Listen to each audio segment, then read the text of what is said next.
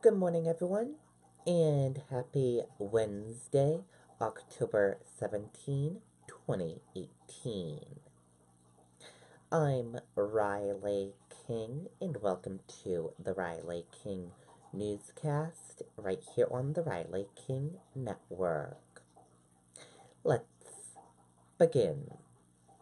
First up, credit unions talk about how to protect seniors from scams.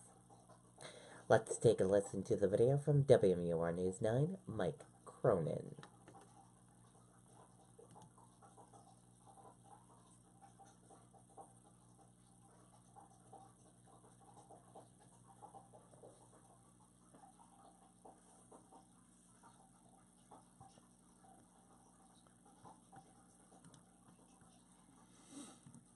Dr. Robert Marshall and the team at Aesthetic Dental Center are proud to offer Invisalign, the popular clear alternative. Local credit unions are calling on people to be more aware of financial fraud that targets the elderly. A luncheon held today at the New Hampshire Federal Credit Union Center for Finance and Education. Officials talked about examples of scams and how to protect yourself. If it sounds too good to be true, it probably is. And if someone is telling you you have to act now right away or you're going to lose this opportunity or something bad's going to happen, then stop and pause. It's a $40 billion a problem that we have going on today. That's how much they're making off of our elders. So it's time we do something about it. According to the National Adult Protective Services, 1 in 9 seniors are financially exploited, but only 1 in 44 report it. Okay, and there you go on that video and that report.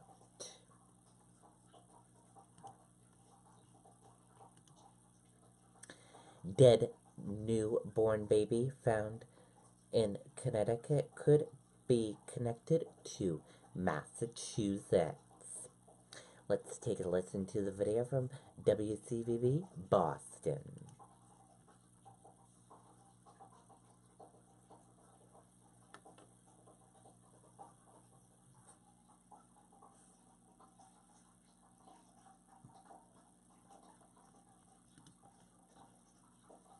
Is pain a common symptom of breast cancer? I'm Dr. Nadine Tung, Director of Breast Medical Oncology at Beth Israel Deaconess Medical Center. Get answers to breast cancer myths, what to do if you find a lump, and other breast health questions at wcvb.com/health.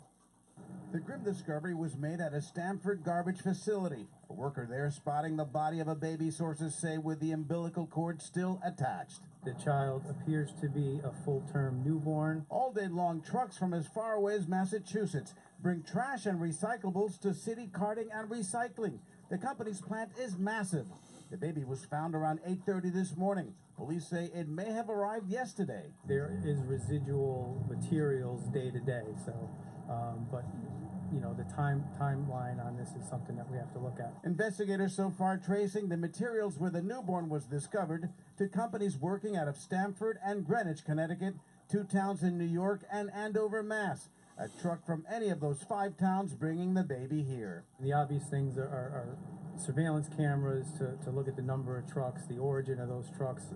Certainly, City Carting has been cooperative, and they will have the logging material from those trucks. An autopsy will determine how the baby died, if the child was stillborn or discarded. Finding the mother is a challenge. Police reminding parents that Connecticut has a safe haven law, where a child can be dropped off anonymously, and that people should understand that this, you know, there are better ways to handle these types of situations. It's a reminder to parents here in Massachusetts as well that we also have a safe haven law. Anyone with information is asked to call police. Okay, and there you go on that video and that report.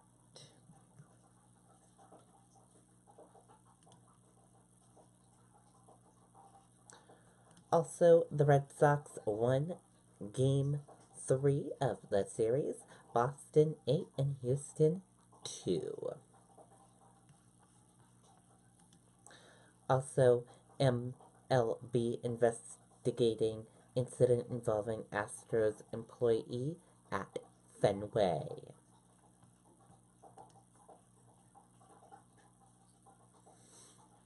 Major League Baseball said it was aware of an incident at Fenway Park during Game 1 of the ALCS Saturday night and was handling it internally.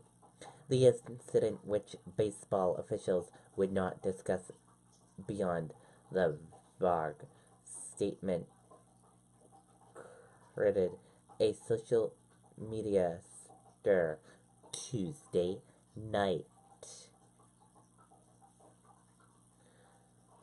A report written by Danny Picard, published in Metro Boston, claims Boston Red Sox security removed a man claimed to be a Astros employee from the media credential area next to the Boston Red Sox dugout during the third inning of the game Saturday night.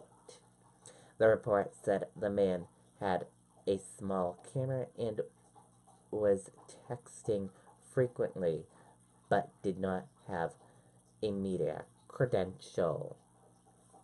The Boston Globe, citing an industry source, said the Astros employee went into the first base photo wall monitor the Red Sox dugout in what was described as a spy versus spy mission to see if the Red Sox were using video monitors to steal signals from the Astros.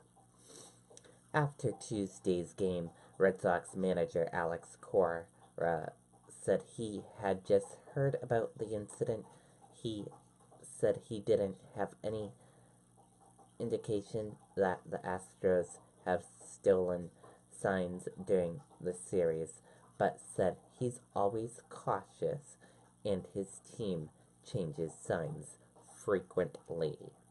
The Astros employee, according to the Globe source, was not believed to have gleaned a competitive advantage.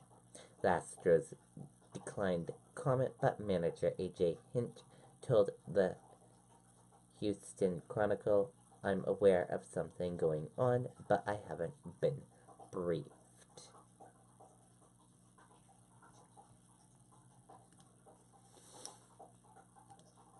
Last night, candidates Bruce and Jared clashed during second congressional debate in Maine.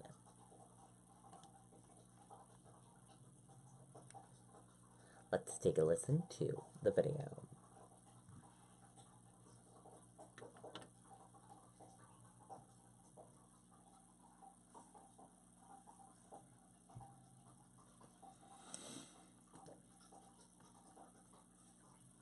I want you to keep your elbows straight. CPR has changed.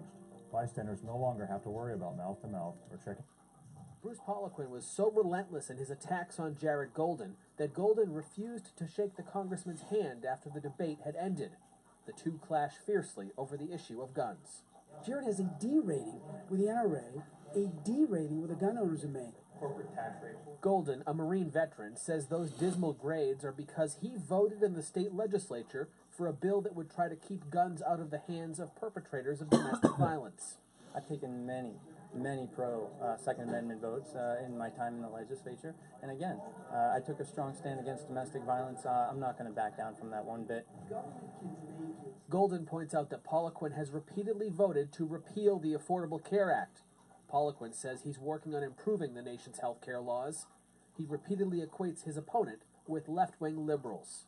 If Jared Golden is able to fool enough people in the 2nd District, along with Nancy Pelosi's money and this other dark money, and he starts representing the 2nd District, everybody needs to know you'll have a San Francisco radical liberal that will be representing you in Congress. Those are the words of a man who is desperate. He knows he's losing this race. That's all there is to it. I've said repeatedly, I don't support Nancy Pelosi for leader. I don't support her agenda. I have a record of fighting for middle-class tax cuts in the legislature. I'm going to stick to the truth on my record and let the congressman continue to push these lies he's spinning like politicians do. The dark money does go both ways. Poliquin is benefiting from ads that are being paid for by House Speaker Paul Ryan's super PAC. That super PAC even has an office in Maine. It's in Bangor. Now, 2 years ago, this was the most expensive congressional race. 2 years ago's election was the most expensive congressional race up here ever, $15 million. And this year will top that record, be another record-breaking year. We should point out the job only pays $174,000 annually. Live in Presque Isle, Paul Merrill, WMTW News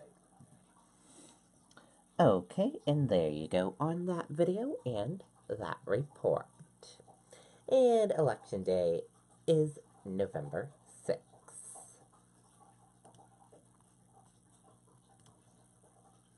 Google's YouTube suffers a major outage.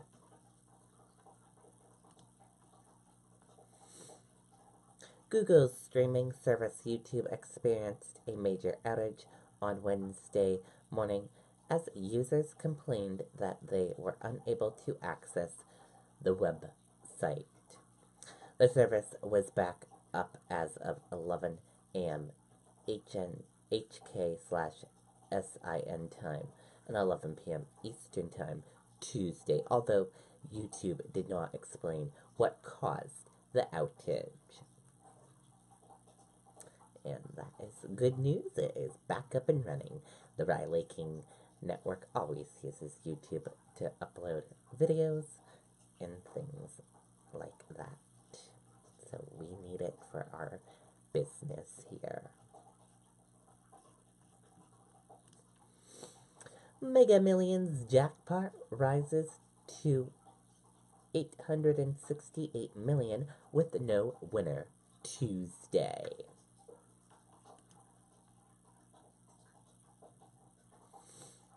Let's take a listen to the video from ABC News.